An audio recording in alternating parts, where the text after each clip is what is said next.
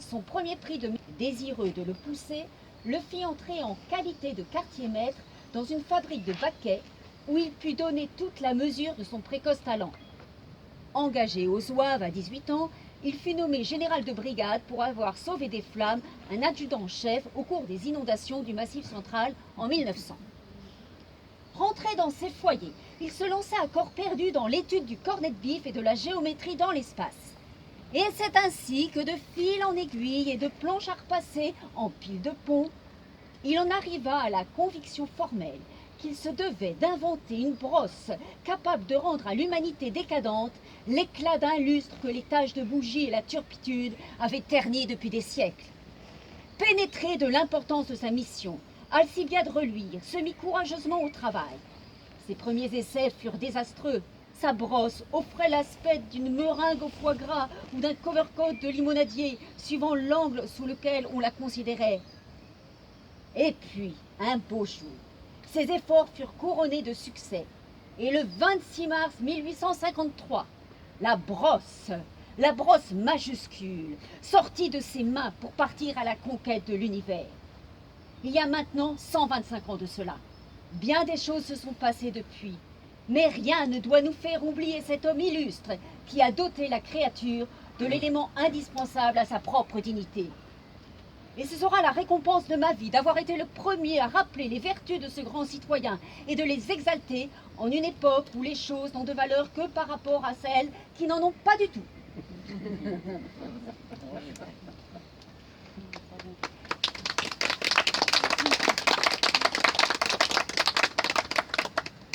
Un petit deuxième de Pierre Dac ? Oui. Sachez vous brosser, hein. C'est des soins de toilette. Jusqu'à la fin du siècle dernier, on ne se servait de la brosse que comme coiffure. Encore n'était-elle employée que par les hommes qui la mettaient sur leur tête. L'effet en était agréable à l'œil, mais une telle mode est bannie aujourd'hui par la nécessité de la vie moderne.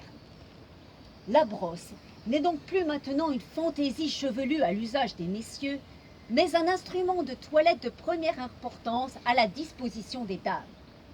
Quand on est jolie comme vous, chère petite lectrice, ça n'est pas tout d'être nette. Encore faut-il avoir de l'éclat, briller. Je vous engage donc à utiliser une bonne brosse à reluire que vous passez énergiquement sur votre visage et sur votre corps après vous être induite. Ah, pour les brunes, d'un bon cirage noir sur votre corps, d'un bon cirage noir ne déteignant pas. Vous en trouverez à la maison des amis de l'os à moelle. Vous n'avez qu'à demander du noir baiser. B, pour les blondes, d'une couche de vernis chêne clair. C, pour les rousses, d'une couche d'encaustique que vous préparez vous-même avec de l'essence de rose. Attention, je vous mets tout de suite en garde contre cet adage. Les jours pluvieux ou les jours de fête, on doit se brosser des pieds à la tête. Ça a du vrai, mais en matière de brossage, c'est stupide, car on ne brosse pas les pieds comme on brosse la tête. Par exemple, pour brosser vos chaussures, faut vous déchausser.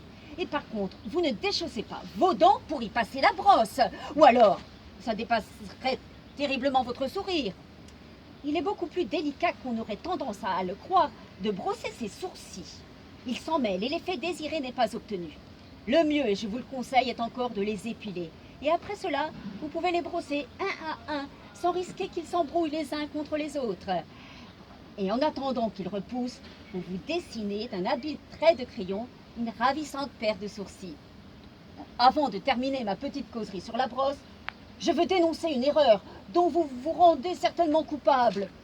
En rentrant chez vous, vous vous essuyez les pieds sur un paillasson. C'est stupide et ça ne sert à rien puisque vos pieds sont dans vos chaussures. Ce ne serait salutaire à votre circulation que si vous vous brossiez la plante nue des pieds. Ne croyez-vous pas alors qu'il serait beaucoup plus intelligent de porter continuellement une semelle en paillasson dans l'intérieur de votre soulier? Mais certainement, voyons.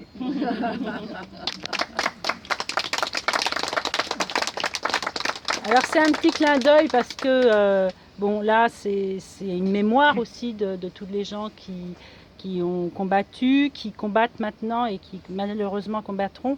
Mais c'est aussi l'absurdité de la guerre parfois. Donc on peut s'interroger et Dac c'est aussi l'absurdité. Et donc là vous allez découvrir dans l'exposition, dans le moulin, bon, le moulin lui-même qui est vraiment une pièce très belle, mais des œuvres qui vont jalonner l'exposition. Et aussi, il y a eu 34 brossiers qui ont été mobilisés pendant la guerre de 14-18. Daniel a fait un travail de recherche énorme et donc vous allez trouver ces 34 parcours tout le long de cette exposition parce qu'on a voulu les mettre présents dans l'exposition pour que cette exposition parle de l'humain. Voilà.